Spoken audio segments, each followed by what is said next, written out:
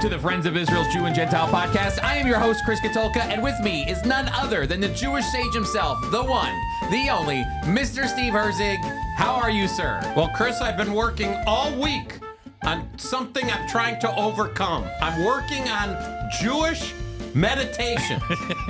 Jewish meditation. How's it going? Well, it's I envision you with your kippah on and you're kind of got your legs crossed and your hands like this, like a meditation. No, I haven't been able to even get that far because I keep interrupting people. What does that mean? Well, Jewish meditation, we'll put it up on our show notes. You want to learn Jewish meditation? My wife sent me this from Facebook, and ever since I've been trying to work on it, Chris, and I can't do it because I keep interrupting people. So what is Jewish meditation? Jewish meditation is being able to have a conversation with somebody and let them finish their thought. I haven't been able to do it. Alice and I have been married almost 49 years, and I keep interrupting her. So for other people, meditation is the way you described, with your hands up, you're sitting calm. I can't sit calm. Forget that. No, you can't. But I can't even let somebody finish their sentence. This I know. But I've also, I don't know if that's a trait I've picked up from you or my Italian side of it, because Italians and Jewish people Mediterranean people, That's Chris. Right. Greeks, Italians, and Jewish people, we're all the same. We drink from the same sea. We talk with our hands. That's right. We interrupt, and we spit a lot when we're eating and talking. I'll tell you, I have learned, and it's been a long time learning, though, when someone's talking, especially when you're sitting around a table with people that you're working with, and, we're all sharing our ideas. I'm the kind of guy that likes to, cut in and say something sometimes. It's like the podcast. We cut in and cut each other off. All the time. I'm not offended by it. Nope. But other people do. They can get offended. Other people are very offended. Through the years that I was with Friends of Israel, the Jewish guy in the meeting room, definitely I was rude many times. At least you can admit it. Oh, you're here today to say I admit it. I admitted it then, and I worked very hard. And Jewish meditation, you got to let the other person finish. Your poor wife. Yeah. What does she say about it? She just says, she'll say, forget I even said anything. Forget I'm even trying to say anything. Isn't there, with Alice, didn't you take her home to visit your family, and she was basically like, what am I getting myself? It was like she wasn't even there. 100%. She was crying, literally, truthfully, she was crying within an hour when we were there. I remember my mother, father, and myself standing in the living room. She was sitting to the left, and we're talking, only she thought we were yelling. Yeah. And the yelling made her crazy. And yelling, I mean, three of us, yelling. We're not yelling. We're just talking here. I think I've told you this story that when I moved to Dallas, Texas, to go to seminary down there, the Southern way of living starts to rub off on you. Things are a little slower. There's a slower drawl down there. Not that they are slow in any way. They're everybody's moving. Dallas, I've been to Dallas. They're fast-paced people. Fast-paced, but there's a Southern way of doing things. Yep. And people talk slow, and they want to talk to you, and they want to take their time and talk to you. I called my mom maybe 2 years after being down in Dallas one day, and I just hear her screaming at me. And I said, Mom, why are you screaming at me? She goes, I'm not screaming at you. I'm not screaming. I'm talking to you. I'm having a conversation. I go, oh, wait a minute. I've just been down here too long now. You've been Dallasized. I've been Dallasized. That's right. I've been Southernized. And so anyway, it's funny because when I come up here to New Jersey, everybody's kind of, in your face like that. And, but down south, it's different. That my mom used to scream at me as well. It was an intense situation. Hey, when we first moved here from Chicago's like the third largest city in America. We come to the greater Philadelphia area. I have 4 teenagers, and we're driving soon after we moved. And my kid said to me, why is everybody so angry? Everywhere we look, everybody seems so angry. I said, no, it's just the East Coast. Every region of the country has its own personality. Their own way of doing things. That's right. And so, but, in understanding different personalities, I think, is it Ireland that has its own little personality when it comes to the scriptures and understanding? Isn't there? Hey, Chris, I am telling you, we have a news article that it makes me sad. I don't know how you feel about it. It makes me sad. and of course now I have to find it. I know I put you on the spot there. Yeah, I found it right here.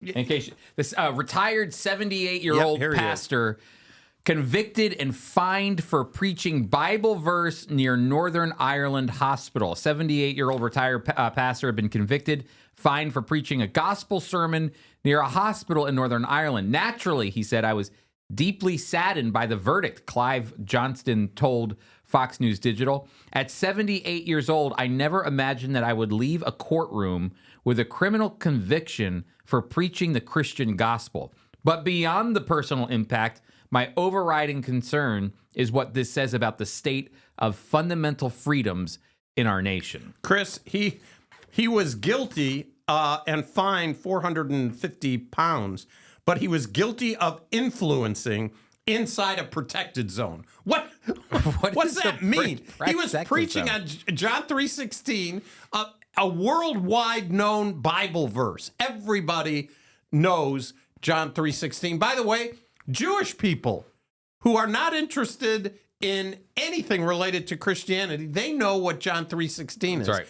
And so he's in a zone, but he's not preaching against abortion. He's preaching John 3:16, for God so loved the world, and talking about that, and he's guilty. It's 450 pounds is about 614 US dollars. He may be the first person prosecuted under the law for preaching a sermon that did not mention, you said this, abortion, according to faith-based advocacy group, the Christian Institute, which supported his legal case.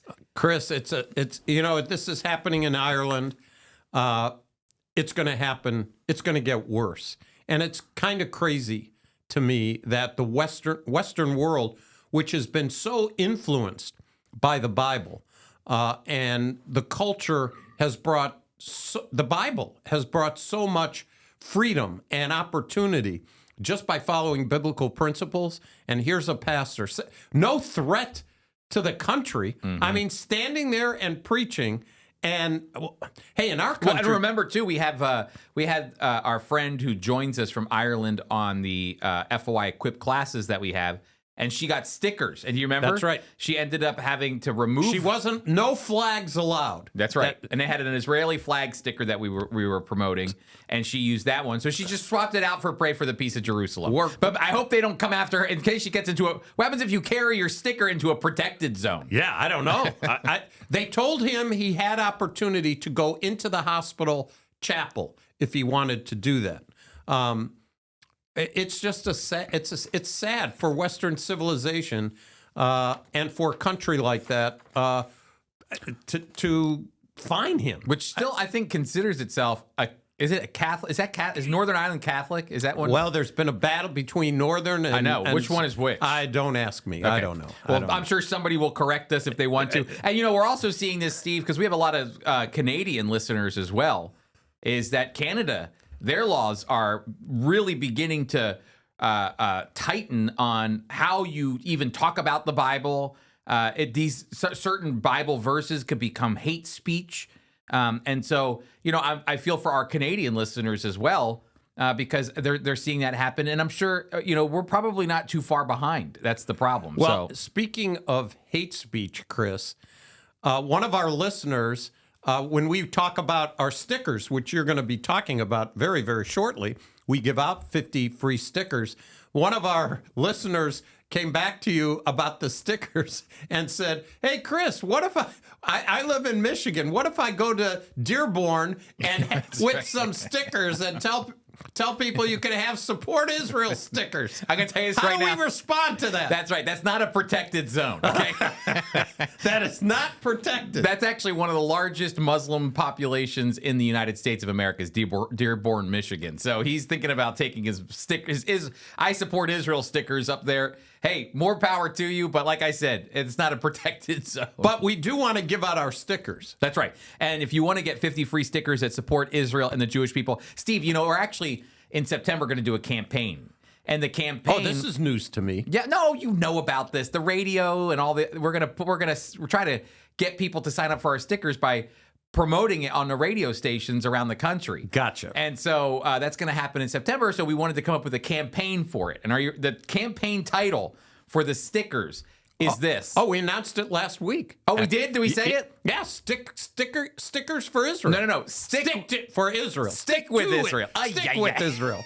I knew we announced it. I just forgot. I knew it was stick in Israel. That's right. Stick And with notice Israel. I'm interrupting you. I'm having trouble with my meditation. You're not meditating at all. At all. You're anxiety ridden right now. I am anxiety ridden. I'm sorry about that. Stick for Israel. No, stick with Israel. Stick with Israel. Right, we Let's lost say them. it 7 times. That's right. Stick with Israel. And the reason why this is important is because we're living in an age now where people are abandoning Israel. And we don't want you to abandon Israel and the Jewish people, because the scriptures don't want us to abandon Israel and the Jewish people.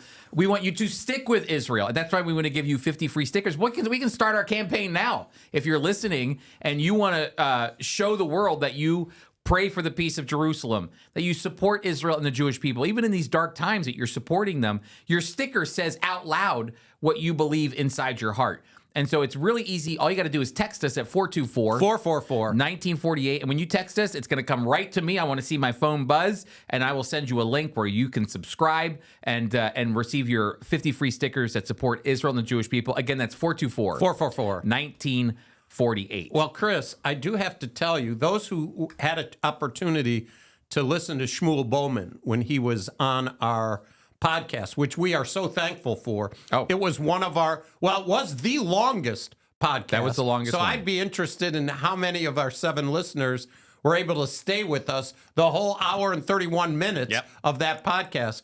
But then you told me that he went on Facebook and promoted the Jew and the Gentile podcast. That's right. Now, I realize that's a shameless plug. I get it. He was he's talking to his people, talking about where he's been. That's great. But I'm glad he plugged us. I'm going to tell you, we actually have another person who's plugged the Jew and Gentile podcast, and that was Ambassador Mike Huckabee. Do you remember that? I do. We have to bring that back. That's another shameless plug that we have. In fact, that's for him. I think that's the largest audience we ever had was when we interviewed Huckabee. No doubt about it. Joel Rosenberg, I think, is second. When we come on, people go, fat. That's right. That's right. They're like, we need some meditation in our life. That's right. That's right. All right, Steve. Well, we'll talk about some other issues with Israel and the Jewish people coming up on the back end with the news, because there are some things that we have to discuss. But before we get to that, we want to talk about this idea of the Lord's Prayer being Israel's altar call. That's right. Review where we've been and where we are today. Yeah, so we're talking about Matthew chapter 6. This is the Sermon on the Mount. And we've talked about the fact that our Father in heaven is a very Jewish concept. In fact, it's found in the beginning of the state of Israel's national prayer, our Father in heaven. And then, hallowed be thy name. This amazing part of the prayer, hallowed be thy name, is actually grounded in Ezekiel chapter 36, when God says, I'm going to sanctify my name. So, and where is that? What's the context of when God's talking about sanctifying his name? It actually has to do with returning Israel to the land. And it's not because of them. That's one of my favorite verses in the Old Testament. I'm returning you to the land, Israel, not because you deserve it, but because of my holy reputation, my holy name. But all of it's talking about sanctifying his holy name. So how's God going to sanctify his holy name? He's going to fulfill the promises that he made to Israel and the Jewish people. So again, there's that restoration component to restore a people who have been exiled, who have walked away from the Lord. That goes back to the Old Testament. If you remember in the Old Testament, the darkest moment in Israel's history, Steve, was when the Babylonians destroyed the temple and Jerusalem and pushed the Jewish people into the nations, Babylon, and then eventually Persia. And so this is a dark moment. They lived in exile. And the reality is they never really returned from exile. There was a semi-return under Ezra and Nehemiah, but there were still Jewish people scattered. They were waiting for everyone to come home. They were waiting for God's glory to come back. They were waiting for the Messiah to come. And so there's all this anticipation for a restoration to happen. So when Jesus gives this Sermon on the Mount, our Father in heaven, hallowed be thy name, sanctify your name, it's talking about Israel's restoration. But their restoration isn't just a restoration to a physical land. That's one component. The most important component that locks it all into place is their salvation. And that's why I've titled this, Our Father who art in heaven, titled this Israel's altar call, because this is a moment where it almost seems like Jesus is saying, this is the prayer you're going to say when you finally repent, and trust in me. That's kind of the essence of why we said this. And so now he's going to talk about the kingdom. And that's what we talked about last week. Well, it's interesting that in the context of his giving this in Matthew, the Gospel of Matthew, which from a theme point of view is kingdom, he's talking to Jewish people. Remember, his cousin said, behold the Lamb of God that takes away the sins of the world. His cousin was also saying, repent, for the kingdom is at hand. Yep. This is in context to that ministry. And so I think it's really important what we're going to talk about today. Really has to. Well, last week we talked about the kingdom, and Your will be done. We talked about God's will. Well, on heaven we and mentioned earth. yes, we mentioned the kingdom and God's will, and we looked in 1 Thessalonians. I thought I was in 2 Thessalonians, and talking about God's revealed will. So we already know as believers what we're to do, but this is in the context of Israel. And now we're talking about him supplying daily needs, specifically bread. And Chris, the mentality of the Jewish people waiting for the Messiah to come is looking for this kingdom and this supplying need. And it goes back to the Jubilee, doesn't it? It does. I like that you set up the fact that John the Baptist preached, repent for the kingdom is near, the kingdom's at hand. Jesus went on in Matthew 4 to say, repent for the kingdom of God is at hand. And here in Luke chapter 4, Jesus goes to his hometown and he opens up, I guess it's his job to do the Haftarah. That's right. To read from the prophets. That's what the Haftarah I was is. bar mitzvah. I had to say my Haftorah. Yep. So this is where in the section of the liturgy of a Sabbath service, you're reading a portion of the Torah and you read the portion of the prophets. So Jesus gets up to read the portion of the prophet, and the portion that he chooses to read from, or might have even been set up in that exact moment. Oh, Chris, that's an excellent point. Here is a miracle of the providence of God. This would have been the normal reading. He didn't make this. He didn't just turn the way we do when a pastor or you or I get up and we're privileged to speak. Turn in your Bibles to blah, blah, blah. which, fine. Not here in the synagogue. It's already predetermined. It's liturgical. It is liturgical. So this was all set up, and this would be the time he'd speak. It's amazing. So he gets up in the synagogue, and this is what he reads. He says, unrolling it, this is Luke chapter 4, verse 17. He says, unrolling it, the scroll, he found the place where it was written, talking about the prophet Isaiah. And it says, he starts to read what it says. The Spirit of the Lord is on me, because he has anointed me to proclaim good news to the poor. He has sent me to proclaim freedom for the prisoners, to recover and the recovery of the sight for the blind, and to set the oppressor free, to proclaim the year of the Lord's favor. Now, this is important for what we're talking about, because Jesus is identifying himself with the one who would do these amazing things. Proclaiming the years of the Lord's favor, to set the oppressor free, to bring sight to the blind, to proclaim freedom for prisoners, to proclaim the good news to the poor, because he's been anointed. Anointed, that's Moshiach, that's Messiah. He's basically saying, I'm the Messiah. He's identifying himself with this personhood of Messiah, but also then, which is from Isaiah 61, but then also this passage here of Isaiah 61, when he's reading the Haftarah, the prophets, is actually going back to what you had just mentioned, which is going to show us the rest of this prayer, because it's all prophetic and how they would eventually pray this prayer, this altar call prayer. It all routes back to Jubilee. And that means you have to know the law. And, Steve, the more and more I think about the law, I think it's so important. I think we should be doing classes on the law, because I know that's not the part that we like to read. But if you ever, a lot of times we say you can't have a New Testament unless you have an Old Testament. That's true. But I'll even argue you can't even have sections of the Old Testament without the Torah, without the law. We just talked about the Haftarah, the prophets. What were the prophets reading? They were reading the law. When David's saying we did a whole year practically on Psalm 119, all of that was written by the psalmist was a appreciation, a love, a devotion to the law of God. So the law is really the Torah, the first 5 books of Moses, is really the foundation of not just the New Testament, it's also the foundation of the prophets and the writings as well that lead into the New Testament. So we can't even really have an understanding of what the prophets are talking about or the writings are talking about, Psalms and Proverbs, unless we understand the law of God. Well, Chris, Jubilee and the kingdom, and just thinking about Jubilee, no one talks about it. Even Jewish people don't talk. I didn't learn about the Jubilee until after I became a Christian. Now, I just didn't know the concept. But when Messiah comes, a lot of things that are talked about in Jubilee actually are things we look forward to when the Messiah comes. But the concept, Chris, of like turning your property, talk to a Jewish person in America or England. Well, yeah, on a certain year, seventh year, you got to give everything back. You got to let your employer go. 50th year, you got to turn your land back. Yep.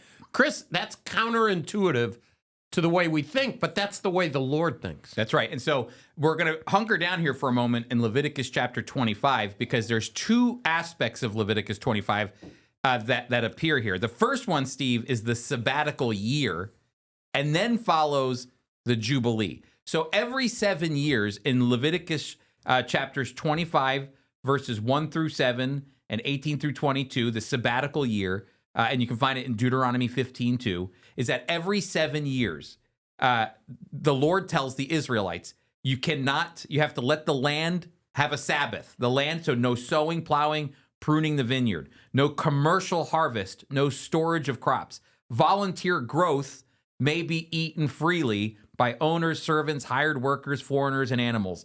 Debts to Israelites. That's a killer. Yeah, debts are released. That means if somebody owes you money, you can't Not anymore. That's it. They're done.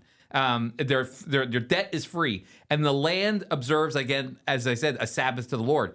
So the point is this: you're literally saying to God during every 7 years, you're saying, I'm going to trust that I'm not going to till this land. You tell me not to do anything. I'm just going to let it rest. And whatever comes up naturally, this will be provision from you. That happens every 7 years, okay? And then you got to start planting again. You got to wait a while. Yeah, you got to wait the whole year to do it. That's right. And so it almost comes out to 2 years relying on the Lord. So that's where it gets interesting, is that happens every 7 years. But then God comes along in Leviticus chapter 25, verse 8, and he says, now every 7 sevens, okay, because 7's very important here. Every 7 sevens, that means every 49 years, that 50th year will be a Jubilee year where you can't sow and reap again. So that means once you get to the year of Jubilee, it's like you said, now it's 2 years of you can't plow, you can't reap, you can't sow, none of it. All of that applies. And then what happens that makes it different, the Jubilee year, is that it's proclaimed. So the Jubilee year is proclaimed where you blow a shofar on the Day of Atonement to say this is the Jubilee year. Now, this is where it gets interesting, Steve. All land that was sold in that 49 years goes back to the original owner. To the tribe. To the tribe. In other words, after 50 years, all the tribes get their land back. That's right. And it goes back, it resets. Everything resets. Because let's talk about this. Israel's the size of New Jersey. Let's say I'm a Judite and I want to, I'm living in Pennsylvania. I'm a Pennsylvaniaite. That's right. Okay. So I'm living, we're living in different, you live in your area. That's where you grew up. That's where your tribe is from. But you know what? It doesn't mean that you have to stay there. Maybe you're doing well in business and you want to buy a second home up in Dane. I want to go to the shore in Jersey. That's right. Or maybe you're buying property near Caesarea or something. Right. A nice area of Israel. The thing is that God wanted to maintain that tribal integrity. So how do we maintain these tribes and these tribal people according to what the kingdom promised? Well, we got to send them back after 49 years. So you return the land to the people that it was intended to, and then you go back to your original land. Now, this hurt the people who did really well in business. But see, if you actually didn't do well, let's say you lost your job and you had to sell your land to get money, and then you were renting somewhere else. Well, guess what happens? After 49 years, that land went back to your family. So you were able to reclaim that land for your family.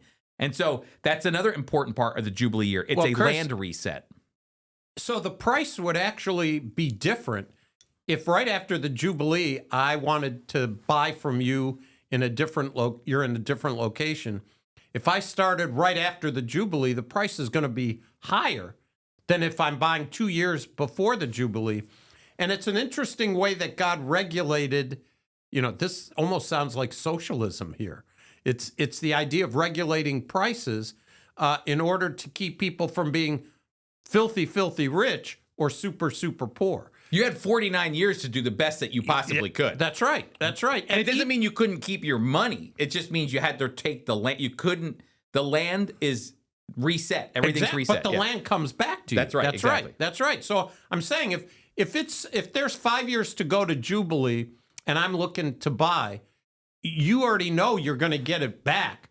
And I know you're going to get it back. So it's not going to be as high of a price that it would have been if it was 40 some years before, right? That's right. Yep. And God even instructs the Israelites in these laws to say, hey, look, I know that year 49 and year 48, you're probably going, I'm not giving this guy any money. I'm not, going to lend. He instructs them, no, you keep lending. This is a part of what the system is in order to make sure everybody benefits from it. And then we reset and we start over again. And the point, of course, is God's provision. That's the hardest thing to recognize in the middle of all this. It sounds unfair for the person who excels. But in the end, you are grounded in this, no, God's going to provide. Like everything goes back for a reason. Another one is that all Israelite bondservants are freed and returned home. So the hired workers that you had or the workers that came into you to help grow your business or whatever, your household, they all go back to they become free people again. So, Chris, you're actually talking about slavery here. Oh, yes, slavery. Bondservants. Yeah. But once you bring this up, and somebody randomly listens to this podcast, Chris, what does it mean to be a biblical bondservant versus the kind of slavery, at least we in America or Western civilization think of that sin of slavery so many years ago? It's actually different. In fact, there's a place in the Bible, Chris, where God instructs slaves who have a chance to go free, who say, you know what? I like it here. I love it here. Yeah, that's right. I met my wife. I've got my kids. my master is my father-in-law. He's great to me. I eat 3 squares a day. I'm involved in the business. Go free. I don't want to go. I have to give up this life. I don't want to give up this life. And so Jewish people were, of course, we invented earrings. That's we got an owl that was put in our ear, marked to our master. So we're not talking about, when we're talking about returning bondservants, we're not talking about the kind of slavery that went on in Western culture. That's right. And actually, the important thing to know is a lot of times we read back as 21st century, 20th century people into ancient times. There was no middle class back then. It's not, what do politicians say? The middle class built the backbone of this country. Amen. My dad was a steel worker growing up. I totally agree. Blue collared workers, built the backbone of this country. But there is no middle class that built the backbone of Israel. That you were either there was like 2 lines: you're free or you're a slave. Because slavery was bad in some circumstances. It was horrible to be a slave. Just think about the story of Masada when they committed suicide because they didn't want their wives and children. That's Roman slavery. That's Roman slavery when you captured a people. But this is, you're selling yourself into indebtedness because you need a roof over your head. You need food on the table. You need a job to do, and you need your family taken care of. So you would sell yourself into this slavery, bondservant, in order to have pay a off life. Your debt. That's right. Pay your debt. Yep. So, of course, the last one for the Jubilee year is that not only are all those people set free and returned home to their allotted places, but also all debts are canceled and covenantal slate is wiped clean. So everything in the kingdom, if you think about this with Jubilee year, all the work that's done for 49 years resets and it goes back to its original intent.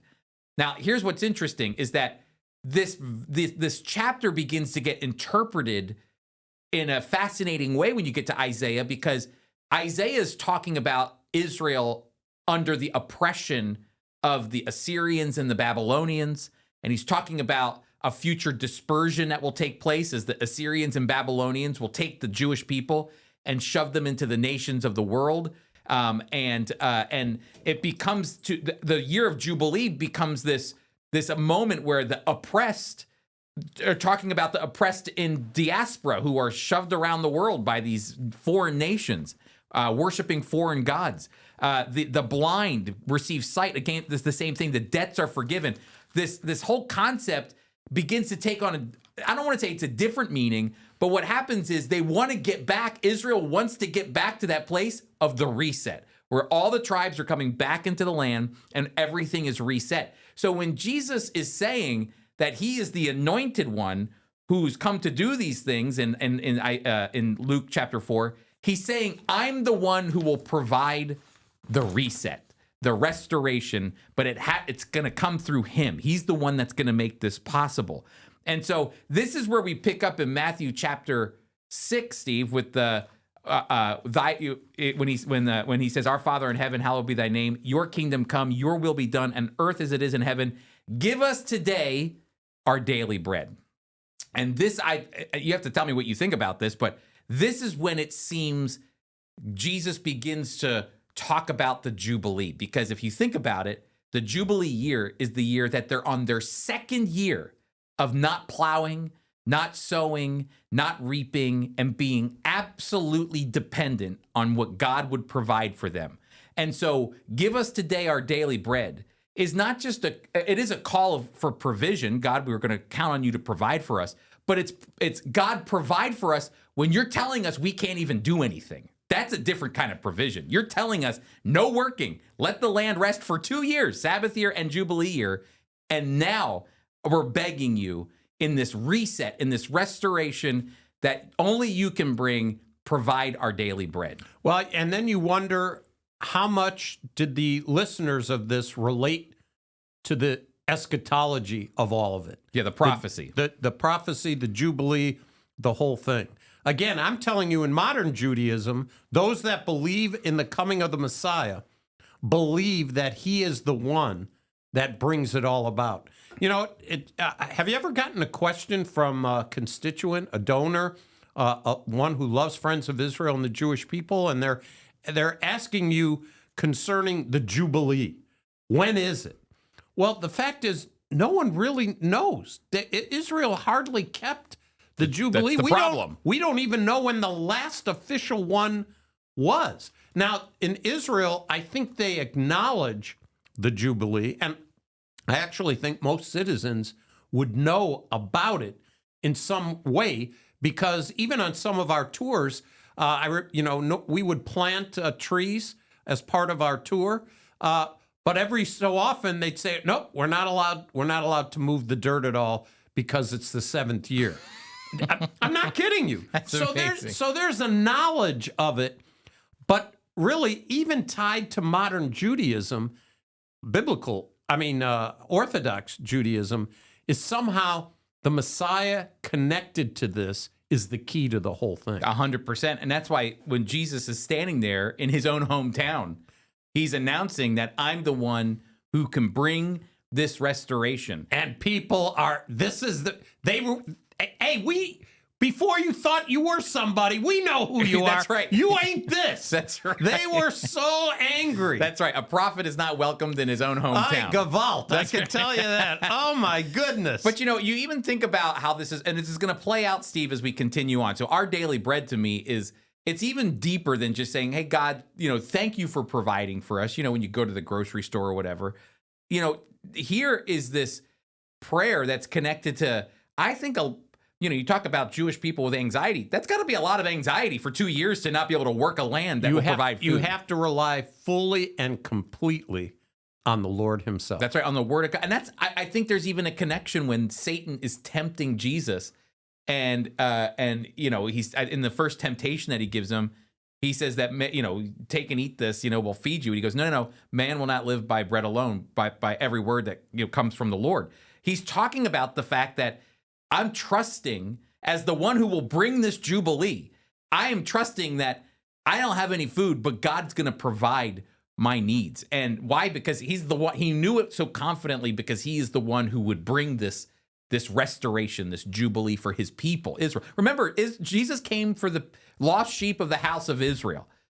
He, of course, came for the whole world, but his mission when he shows up in Matthew, Mark, and Luke is originally to the Jewish people to offer this restoration that is talked about in the Jubilee year. It is amazing. And when we think in terms of our daily bread and God providing, it's amazing that they had a hard time with him because of the office that he was. I'm offering you the kingdom, and the king is going to provide. It was hard for them to understand, but this prayer, this specific prayer, brings us back to reliance on God, and that's why you titled this The Altar. This is Israel's altar call. It's amazing. So that's what we're looking at here. And Steve, I don't know if there's anything else you want to add. Next week, we're going to look at, I don't know if you've heard it, as we've been talking about the Jubilee year and the Sabbath year, but it talks about forgiving debts. And look at, give us this day our daily bread and forgive us our debts. So here, again, Jesus is tackling a lot of the issues that show up in Jubilee, as the Jewish people had this anticipation during Jesus' time that Jubilee would come, and that meant restoration. I mean, think about it even, Steve, when the disciples are walking to Jerusalem, and they're like, what are we going to get out of this? They're asking him the tough questions now. They're on their way to Jerusalem. He's about to offer himself up. He knows the mission that he's on. And they're asking another question. What do we get out of this? We followed you. What's in it for me? 100, even mama bears of the disciples are walking up saying, what's in this for my sons? Could you make one on the right and left hand? Could you make them put them in positions of power? And Jesus says, this is not the way that you should be thinking. But then he says, but you will rule, the 12 of you will rule over the 12 tribes of Israel. Well, that shows that Jesus is in the business of doing, there were no tribes at that point as he's walking around Israel and coming down to Jerusalem. It was Roman occupation. There was Judea, and then there was Galilee.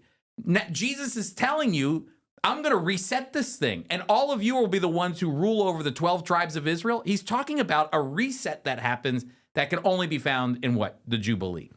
It's amazing. It's just amazing. Well, Chris. Yes. As we segue from this, talking about Messiah, I found this article, IDF scandal. There's a scandal in the IDF, the Israeli Defense Force, Chris. The Israeli Defense Forces, and we're talking about first century. We're talking about Messiah. Jesus claimed to be the Messiah, God in the flesh. And so, IDF scandal, brave Nahal soldier, he's jailed. He's put in 30-day confinement in military prison because he put on a Messiah patch. It says Moshiach. The Jewish guy put on a Messiah patch, which has a crown. It has a crown on it. Chris, does he recognize Jesus as the king? I don't think so. But that's not the point. The point is, a Jewish soldier is wearing Messiah patch, and IDF doesn't like it. Yeah, it's because it even says here, Steve, because if you, this is just a little plug for our encounter program that we have, where we invite Christians to come tour everything from New York City down to Philadelphia to engage with the Jewish community here. We have a lot of great Jewish friends here that are excited to show you what their culture and lifestyle is like as either an ultra-Orthodox Jewish individual or a Sephardic conservative Jew or just secular, humanistic down in South Jersey. So you get a flair for the various spectrum of Jewish culture and Jewish life and what they believe. And so one of the people that you interact with are the Lubavitcher Jewish community, which is an Orthodox Jewish community. And the guy who put his Messiah patch on, it says that the soldier from the Nahal Brigade who was serving at an observation post wore the Velcro patch with the word Mashiach, Messiah, alongside a symbol associated with the Chabad Lubavitcher movement. Now, here's what's interesting, Steve, to make it a little more complicated, is that Israel's in a tiff right now. A big tiff. A big tiff because Years in the making. Decades in Yes. the making. there are conservatives that are in opposition to the conservative Prime Minister Netanyahu. They will not support Netanyahu. They're in opposition. They'd rather sit in the side of the parliament with the progressives than to be on the side of Netanyahu over one issue. And that's because the ultra-Orthodox are not required to serve They're getting a pass. in the military. And so they want to change that. They want all Israelis. Just because you're ultra-Orthodox doesn't mean you get to skip the military. But here's the thing. Here's an ultra-Orthodox young man. He's in. You should be happy. And he has the Mashiach sign on, and they're like, get him out of here. So look, sometimes you can't have your cake and eat it too. You know what I mean? 100%. I just find that interesting. I realize that that there's a branch of the ultra-Orthodox who think that Rabbi Schneerson is the Messiah. Yes. I don't agree. But the patch only says... I'm glad. I don't agree. But the patch is for Messiah. That's right. It doesn't... that patch says Messiah. To me, the way to eliminate the problem, take off Schneerson, put Messiah, then Messianic Jews will put one on. 100%. I would- Maybe that's what they're scared of. Maybe. That's what they're... I would wear a patch Messiah if it just a generic Messiah that I believe in the Messiah. That's right. Fantastic. Let's have a conversation. Let's have a conversation. Oh, maybe we should design a Messiah sticker. That's a good one.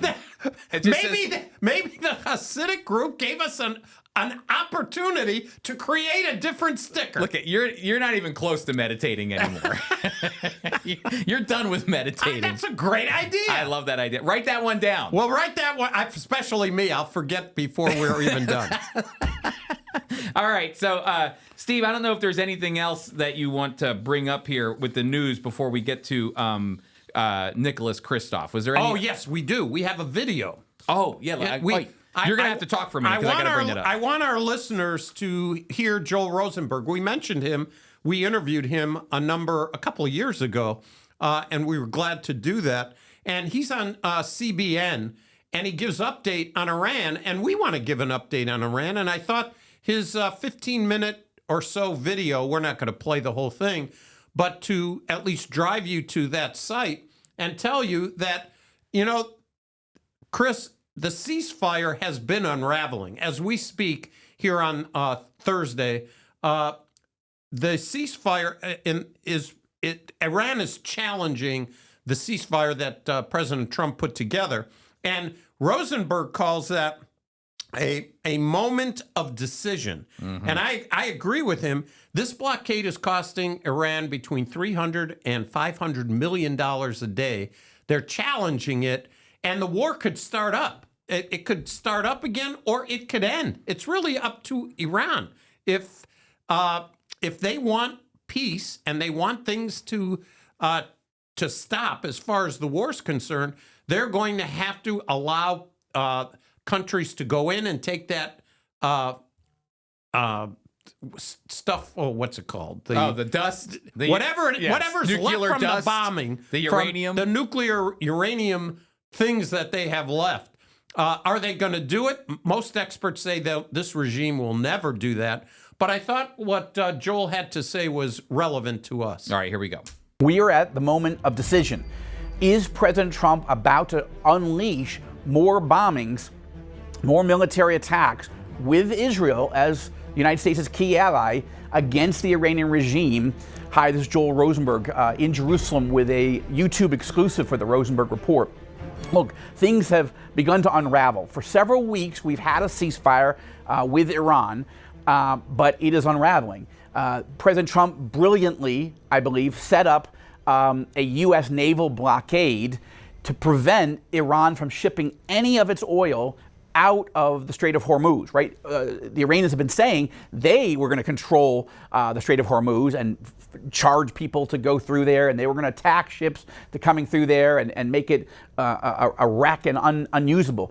President Trump countered brilliantly and unexpectedly by putting a blockade. That's costing the Iranian government between $300 million and $500 million a day in. It's also making our gas prices very expensive, FYI. So there's a trade-off to all of this as well. There's a whole discussion on that, Chris. If President Trump boasts that, hey, we got oil we're shipping out. Well, why not ship the oil back here so that the prices could go down? But that's the thing. We're tied into the Brent crude market. So no matter what happens, even though we produce so much of it, all the global system works on the same market. So we all bend to the will of what's happening in that tiny little area. Service for everybody. That's right. Here we go. Cash as they cannot move their oil out. And yet, as the United States has been working on clearing out the mines, making sure the shipping lanes close to Oman on the south side of, or the western side of the Gulf are clear and pose no danger, as the United States and our allies are putting up an air defense system and making sure that ships can move safely through the Gulf. Iran has begun attacking those ships. Iran has begun attacking the United Arab Emirates, the United States' most faithful and an impressive ally in the Gulf at this moment. And President Trump is furious.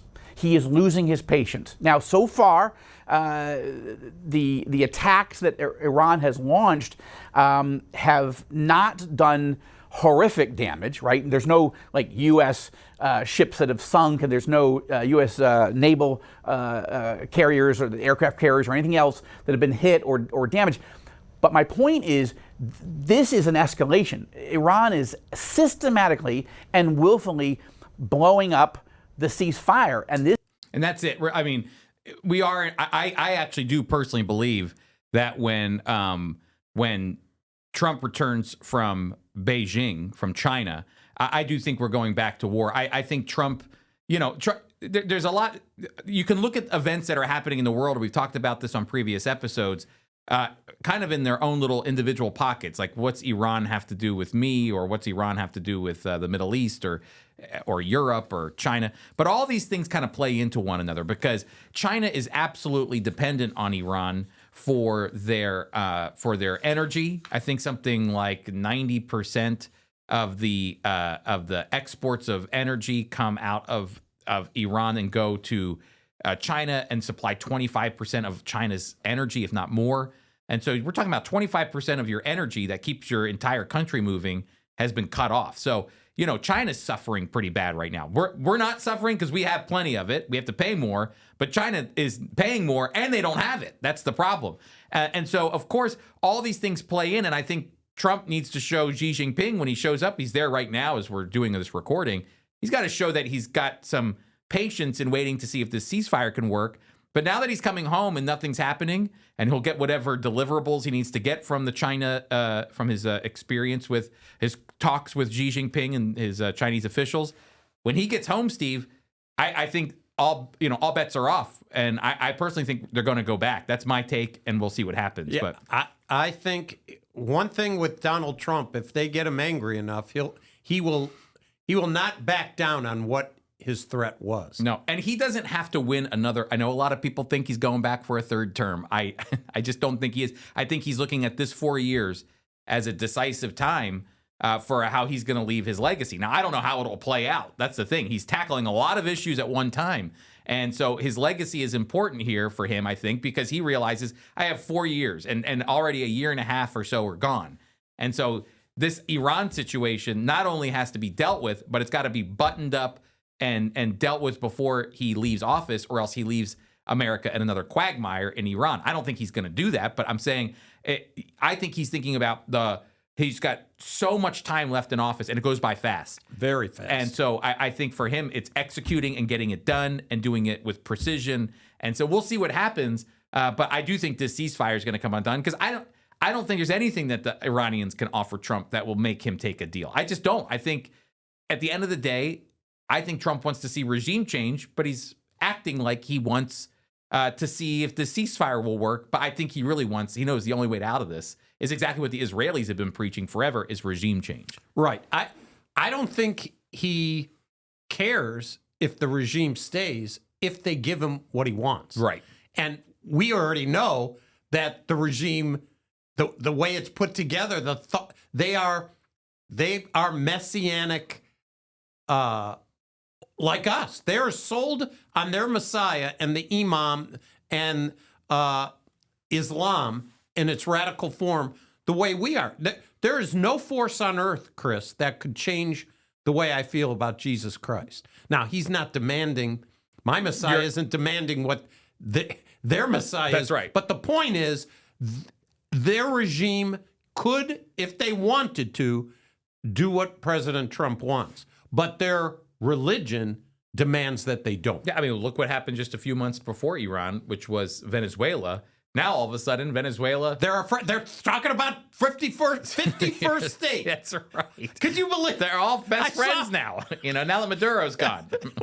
Unbelievable. But that won't happen in Iran. Not with that regime. That's the big thing. So, right. So, Chris, you came across something interesting. Israel is actually thinking about suing the New York Times. Yeah. They're thinking of suing the New York. I don't even know how you go about that. But over what issue?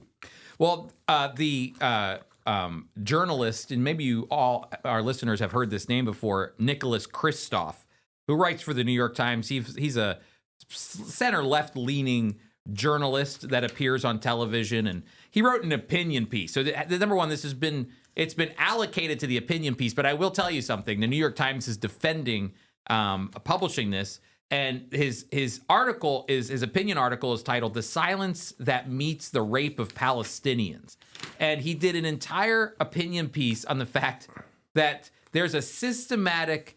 This is kind of, if your kids are listening, I hope that you turn this down or turn it off until you get somewhere where your kids don't have to listen to this. But Nicholas Kristof argues that there's evidence that Israel is systematically raping Palestinians, not only by using humans, but also by dogs. That they've trained dogs to do this form of torture, and so he writes, supporters of Israel made that point that after the brutal sexual assaults against Israeli women during the Hamas-led attack on Israel on October 7th, 2023, Trump, Biden, Netanyahu, and many U.S. senators, including Marco Rubio, condemned that sexual violence, and Netanyahu rightly called on all civilian leaders to speak up. And yet, in a wrenching interviews, Palestinians have recounted to me a pattern of widespread Israeli sexual violence against men, women, and even children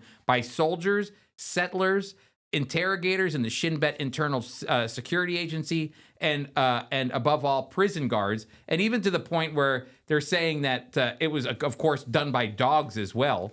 And they get this information from a group called the Euromed Human Rights Monitor out of Geneva.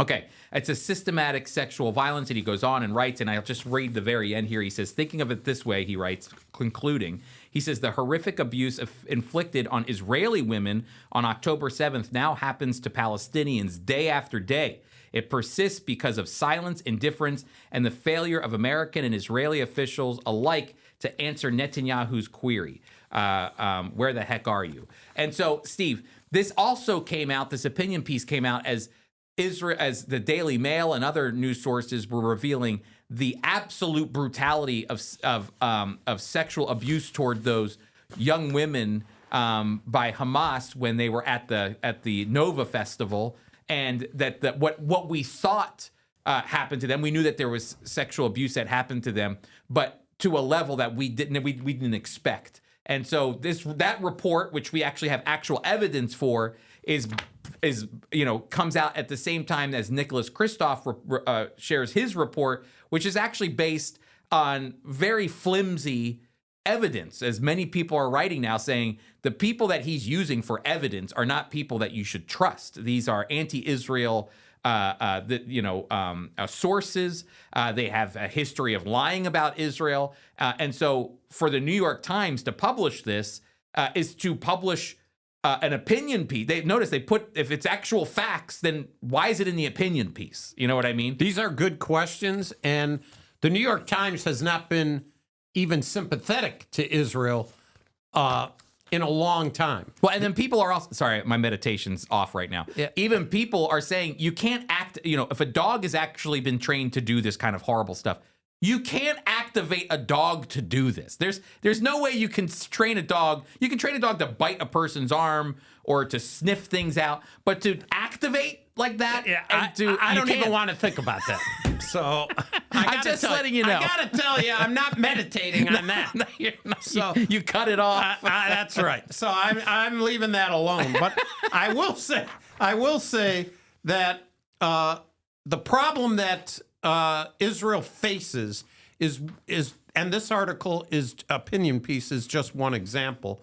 Israel has to be able to. I'm no genius. I don't know how you overcome the PR problem that Israel has all the time. When one article goes out against an opinion piece, everybody will gravitate to it. You could have 10 pieces of objective evidence, and on the other side, and nobody believes it. Yep. It's a problem. Yep. And this is the kind of look at. I also think of it like this too, Steve. Anybody, the Tucker Carlsons, the Candace Owens, the Megyn Kellys, the Nick Fuenteses, and the many other, they call them grifters. These are people who lost their place of, especially Megyn Kelly and Tucker Carlson and Candace Owens. They once had a position of authority to speak on national networks and things of that nature. And then all of a sudden they're let go and they're relegated to the world of YouTube. And YouTube's got a very loud voice. It's not, I'm not saying it's bupkis, but there's also a lot more people talking on YouTube than there are on Fox News or CNN or whatever, or Daily Wire. Though, that's a much more targeted group of people talking. YouTube, we're talking on YouTube right now, and so is Megyn Kelly and so is Tucker. These people need clicks. They need clicks. And I think a lot of people are tuning in to realizing when I criticize Israel and write a hit piece on it, it gets clicks. It's just clickbait. And all you have to do is say something critical about Israel or the Jewish people. Which they do, by the way. They do it all the time. This has become their bread and butter. I mean, Tucker never talked about Israel. And then all of a sudden he pushed back on Senator Cruz one time, and his clicks went through the roof, and I think he said, bada bing, bada boom. And he's already being sponsored by a Qatari businessman. So what's it height to do that, The reality is here's Nicholas Kristof. You know that name. You've probably heard his name. Mm-hmm. But who reads Nicholas Kristof anymore? Nobody. I don't care what Nicholas Kristof's opinions are. I haven't ever really cared. He does write for the New York Times. Exactly, but I think he's lost influence. Oh, no question. How do you gain influence?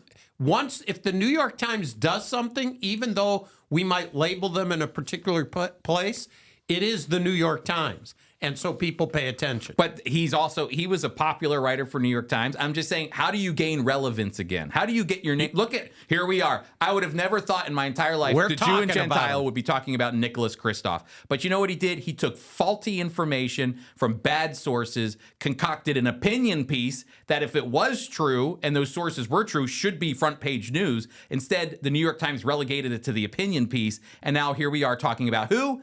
Nicholas Kristof. So again, I've heard great commentators like Hugh Hewitt saying this is a blood libel.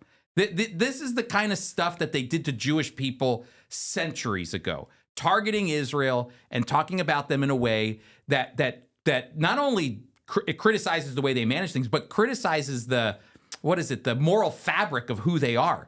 It's like telling them that the blood of Christians were poured into matzah or whatever it was. That's old blood libel stuff.